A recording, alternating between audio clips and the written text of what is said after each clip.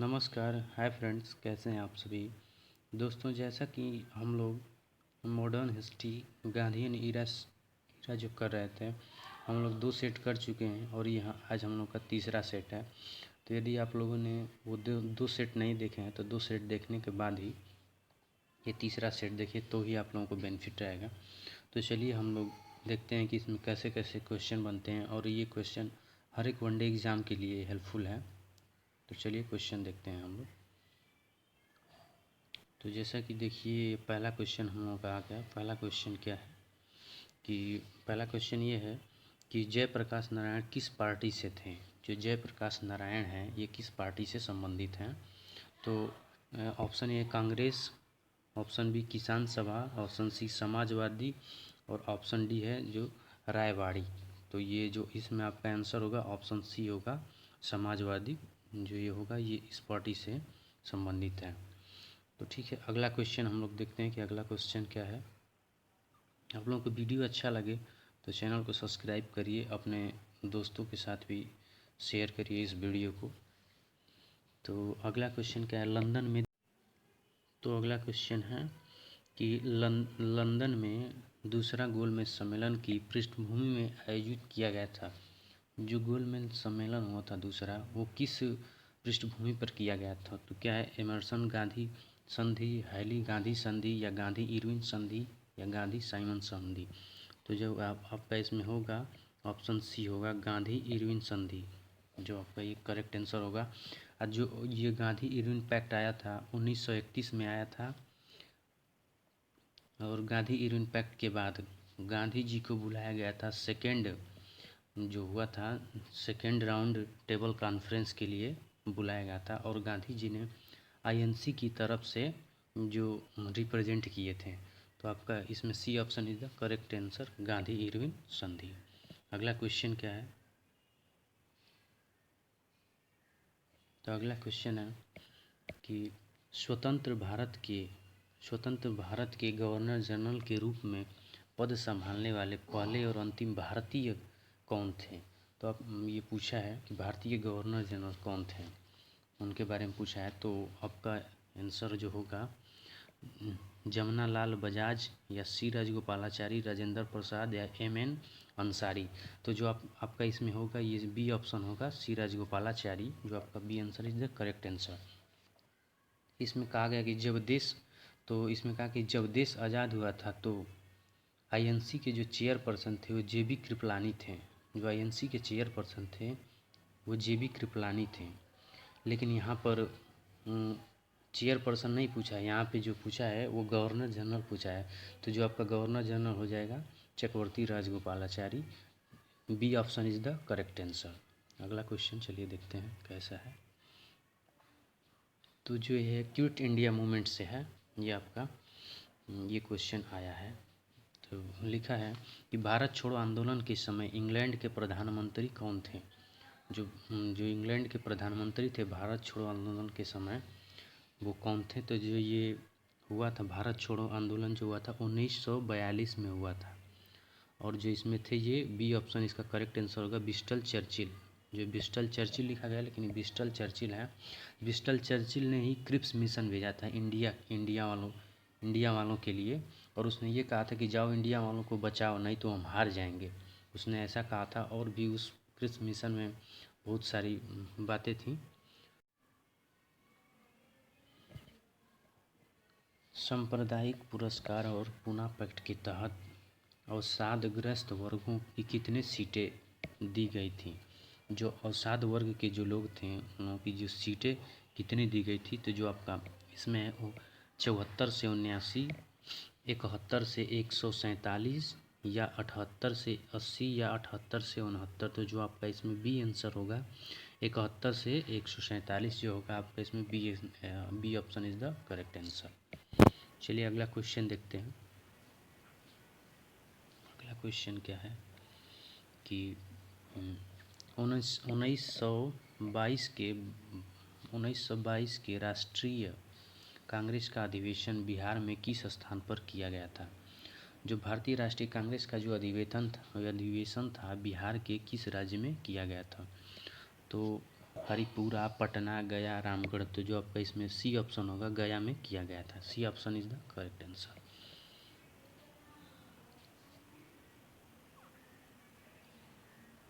अगला क्वेश्चन है कि महात्मा गांधी ने खिलाफत आंदोलन का समर्थन क्यों किया था? जो खिलाफत आंदोलन हुआ था, महात्मा गांधी ने उसका समर्थन क्यों किया था? तो सबसे पहले जब एक खिलाफत आंदोलन कब हुआ था, तो 1919 में हुआ था खिलाफत आंदोलन। और खिलाफत आंदोलन को शुरू करने वाले दो ब्रदर्स थे, जो जिन्होंने शुरुआत की थी खिलाफत आंदोलन को, वो दो ब्रदर्स थे। दो ब्रदर्स का नाम था, पहला था मोहम्मद अली और दूसरा शौकत अली। दो भाइयों ने जो इस खिलाफत आंदोलन की शुरुआत की थी, और खिलाफत आंदोलन की शुरुआत 1919 में हुई थी। तो जो आपका इसमें होगा कि इसमें जो आपका आंसर होगा, गांधी जी अंग्रेज़ों के खिलाफत मुसलमानों का समर्थन हासिल करना चाहते। तो जो आपका इसमें होगा, A option is the correct answer होगा। जो आपका ये ए ऑप्शन होगा, A option is the correct answer, एकदम सही होगा। चलिए अगला क्वेश्चन देखते हैं। अगला क्वेश्चन क्या है कि रोलेक्ट एक्ट कब पारित किया गया था? रोलेक्ट एक्ट कब पारित किया गया था? 1919 में रोलेक्ट एक्ट कब पारित किया गया था? तो जो आप 1919 में, 1920 में, 1921 में या 1922 में? तो जो आपका इसमें होगा, A option is the correct answer. जो रोलेक्ट एक्ट पारित किया गया था 1919 में किया गया था। और रोलेक्ट एक्ट को ब्लैक बिल नंबर भी कहते हैं, या इसे काला कानून भी कहा जाता है। अंग्रेज़ों ने हमारे ऊपर जिसे लगाया था उसे काला कानून या रोलेक्ट एक्ट या ब्लैक बिल नंबर भी कहा जाता है रोलेक्ट एक्ट को। और चलिए अगला देखते हैं। अगला क्वेश्चन क्या है, नॉन कोऑपरेशन मूवमेंट के दौरान विदेशी कपड़ों को जलाने के लिए निम्नलिखित में से किसने असंवेदनशील अपशिष्ट के रूप में लिया था? तो कौन थे? Rabindranath Tagore, Mohammed Ali, lord Reading, Motilal Nehru. तो जो आपके इसमें करेक्ट आंसर होगा, ये होगा रविंद्रनाथ टैगोर। रविंद्रनाथ टैगोर जी जो थे, इस करेक्ट आंसर होगा। और रविंद्रनाथ टैगोर को गुरुदेव के नाम से जाना जाता था, और जो गुरुदेव का टाइटल था इनको गांधी जी ने दिया था। और रविंद्रनाथ टैगोर द्वारा एक बुक लिखी गई है, जिस बुक का नाम है गीतांजलि। जो गीतांजलि बुक रविंद्रनाथ टैगोर जी ने लिखा है। तो वेरी वेरी इंपॉर्टेंट क्वेश्चन है ये। और जो आपका ए ऑप्शन होगा, ये करेक्ट आंसर रविंद्रनाथ टैगोर। अगला क्वेश्चन क्या है? अगला क्वेश्चन है, ये है कि गिरफ्तारी के विरोध में 13 अप्रैल 1919 को अमृतसर के जलियांवाला बाग में एक बड़ा सा इकट्ठा हुआ था। जो जलियांवाला बाग हत्याकांड हुआ था वो 13 अप्रैल 1919 को हुआ था। और उस समय जो बैसाखी डे था, मतलब बैसाखी का दिन था, और पंजाब के जो लोग थे जलियांवाला बाग में इकट्ठा हुए थे, सभा कर रहे थे। और उस सभा पर जो जनरल डायर था, अंग्रेज था जो जनरल डायर, उसने गोली चलाने का आदेश दे दिया था, और वहाँ पे बहुत से लोग मारे गए थे। उसके बाद उस समय जब पंजाब का जो कमांडर था उसका नाम था माइकल ओ डायर। जो पंजाब के कमांडर थे उनका नाम था माइकल ओ डायर। और जिनको उधम सिंह जी ने मारा था, वो भी कहाँ पर? कैक्सटन हॉल में, लंदन के अंदर उनको मारा गया था। तो इसमें जो आपका होगा, ये डॉक्टर सैफुद्दीन किचलू और सत्यपाल। आपका ये डी आंसर जो होगा आपका करेक्ट आंसर होगा। D option is the correct answer. ये वाला आंसर आपका होगा करेक्ट। अगला क्वेश्चन चलिए देखते हैं। अगला क्वेश्चन क्या है, भारतीय इतिहास में 6 अप्रैल 1930 की तारीख को 6 अप्रैल 1930 की तारीख ज्ञात थी। जो ये 6 अप्रैल 1930 की तारीख थी वो किस चीज़ के लिए ज्ञात थी? महात्मा गांधी द्वारा दांडी मार्च, प्रथम गोलमेज सम्मेलन, या गांधी इरविन पैक्ट, या जलियांवाला बाग नरसंहार। तो जो आपका इसमें होगा ये दांडी मार्च होगा। आपका ए आंसर होगा जो इसमें, A answer is the correct answer. ये दांडी मार्च, सॉरी, ये जो दांडी मार्च होगा ये वाला आपका सही होगा। और ये जो गांधी जी हैं, ये नमक उठा रहे हैं, और ये हैं सरोजनी नायडू भाई हैं, जिसे भारत की कोकिला भी कहा जाता है इनको। तो दांडी मार्च की सबसे पहले जो शुरुआत थी वो 12 मार्च 12 दांडी मार्च की जो शुरुआत हुई थी वो 12 मार्च से लेकर 6 अप्रैल तक किया गया था। और इसमें 79 लोग थे और वो 79 लोग 385 किलोमीटर की दूरी कवर किए थे और 24 दिन लगा था दांडी मार्च करने में। तो A option is the correct answer, Mahatma Gandhi द्वारा दांडी मार्च। चलिए अगला क्वेश्चन देखते हैं। अगला क्वेश्चन क्या है? भारत में साइमन कमीशन के बहिष्कार का मुख्य कारण क्या था? तो सबसे पहली बात तो ये कि साइमन कमीशन कब बना था। तो जो साइमन कमीशन जब बना था वो 1927 में बना था, लेकिन जब यह भारत में लागू हुआ था तो जो इंडिया में 1928 में साइमन कमीशन जब लागू हुआ 1928 में आया था। तो इसके बहिष्कार का मुख्य कारण क्या था? मुख्य कारण ये था, पहले समय से पहले नियुक्त थी, सभी सदस्य अंग्रेज थे, अध्यक्ष ब्रिटिश और लिबर्टी पार्टी का सदस्य था, गांधी के असहयोग आंदोलन नहीं, इसमें जो होगा बी ऑप्शन होगा। जो सभी सदस्य थे वो अंग्रेज थे, all the members were Englishman. यही कारण था कि जो साइमन कमीशन का बहिष्कार किया गया था। और ये 1927 में बना था, लेकिन इंडिया में 1928 में लागू किया गया था। अगला क्वेश्चन ये है, थोड़ा छोटा कर लिया जाए। अगला क्वेश्चन, निम्नलिखित में से किसने कहा महात्मा गांधी जैसे क्षणभंगुर प्रेत धूल उठाते हैं लेकिन अस्थिर नहीं? ये बात किसने कही थी? भीमराव अम्बेडकर ने, एम.एन. जिन्ना, बी.डी.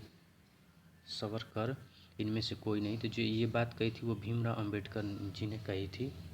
और भीमराव अम्बेडकर जी ये ड्राफ्टिंग कमेटी के चेयरपर्सन थे और इन्होंने बुद्ध धर्म का भी प्रचार किया था। तो आपका जो होगा ए option is the correct answer. चलिए अगला क्वेश्चन देखते हैं। अगला क्वेश्चन क्या है?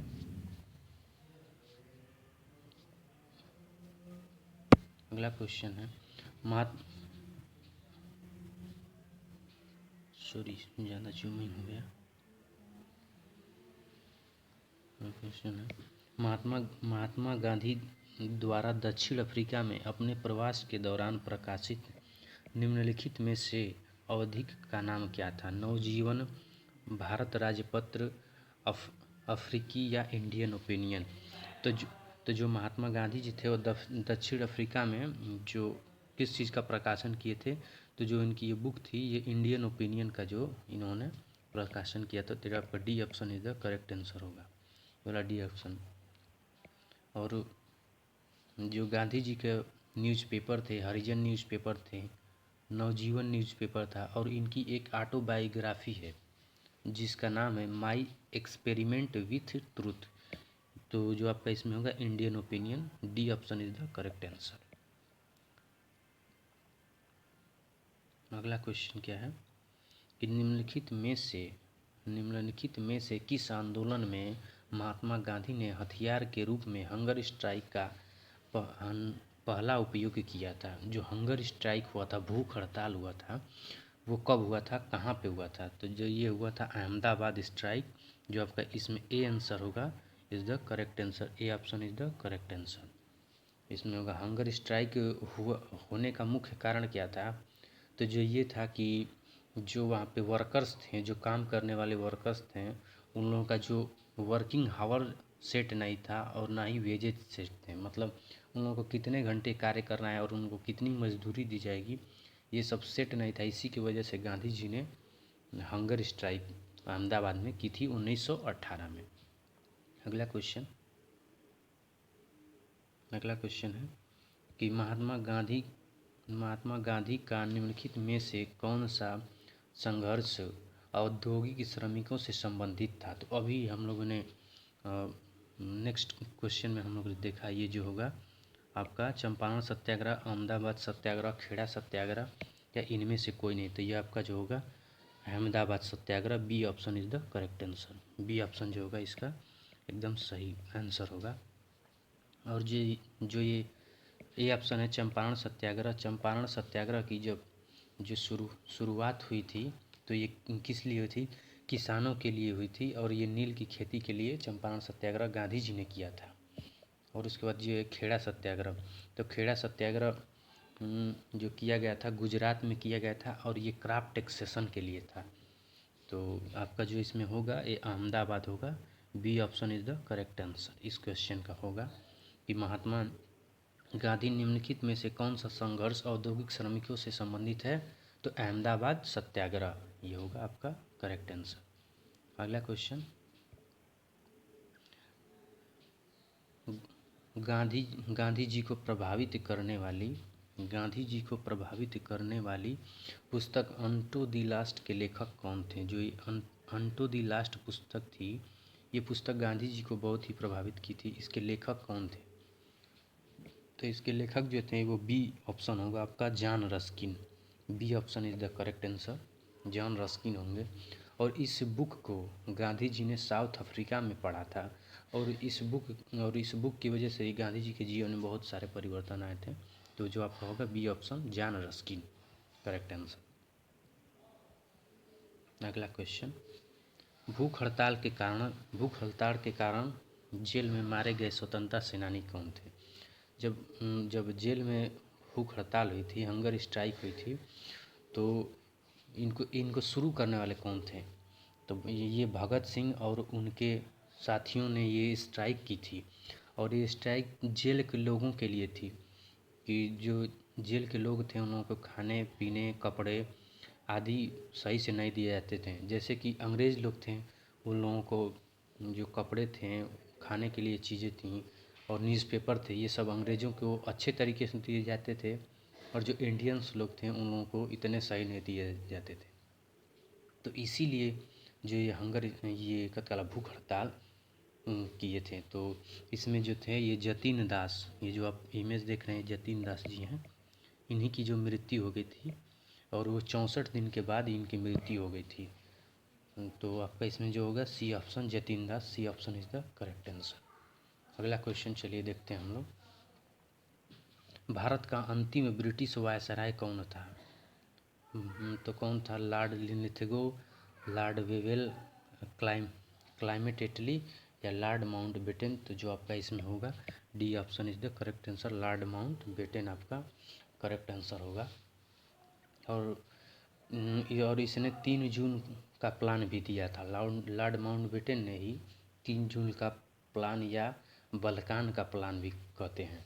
और इसके अंतर्गत यह कही गई थी कि जो हमारा देश है उसको 15 अगस्त 1947 को आज़ाद कर दिया गया था। इसके अंतर्गत ये बात कही गई थी। अगला क्वेश्चन, किसने यह विचार विकसित किया कि मीन्स जस्टिफाइड द एंड्स, परिणाम अच्छा है तो बुरा साधन भी ठीक है। यह बात किसने कही थी, तो ये बात किसने कही थी, कौटिल्य, राजा राम मोहन राय, दयानंद सरस्वती। तो ये हैं जो आप इमेज से भी देख सकते हैं महात्मा गांधी। तो आपका D answer is the correct answer आपका होगा। इस ऑप्शन में कुछ एनालिसिस कर कुछ खास नहीं है। अगला क्वेश्चन देखते हैं। अगला क्वेश्चन क्या है, महात्मा गांधी की टिप्पणी ढहते बैंक पर पोस्ट एंड डेटेड चेक प्रस्तावों के बारे में है। तो ये क्या है, Simon commission, Cripps mission, cabinet mission, Wavell योजना।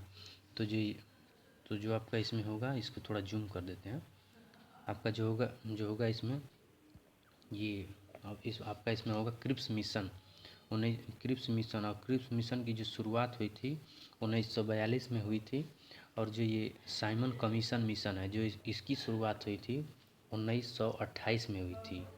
और जो आपका ये कैबिनेट मिशन है, कैबिनेट मिशन की शुरुआत 1946 में की गई थी। और ये जो बेबल योजना है, बेबल योजना को शिमला कॉन्फ्रेंस भी कहते हैं और इसकी शुरुआत 1945 में हुई थी। तो जो आपका इसमें होगा B option is the correct answer. अगला क्वेश्चन, प्रसिद्ध आईएनए परीक्षण लाल किले में हुआ था, ये कब हुआ था, 1945 में, 1946 में, 1944 में, 1947 में। तो आपका ए आंसर होगा 1945 में हुआ था। और आईएनए इंटरनेशनल आर्मी के 3 सोल्जर को पकड़ा गया था। वो जो 3 सोल्जर थे उनका नाम क्या था, पीके सहगल, शाहनवाज खान और गुरु बख्श सिंह को, ये 3 लोग थे जिनको पकड़ा गया था। अगला क्वेश्चन क्या है, निम्नलिखित में से किसने a nation in the making पुस्तक लिखी थी? दीनबंधु मित्र, बाल गंगाधर तिलक, सुरेंद्र नाथ बनर्जी, सुभाष चंद्र बोस। तो जो आपका इसमें आंसर होगा C option, Surendra Nath Banerjee is the correct answer होगा। और अगला देखते हैं। तो आज की वीडियो में इतना ही। यदि आपको ये वीडियो अच्छा लगे तो चैनल को सब्सक्राइब करिए, वीडियो को लाइक करिए, अपने फ्रेंड्स के साथ भी शेयर करिए। ओके, धन्यवाद।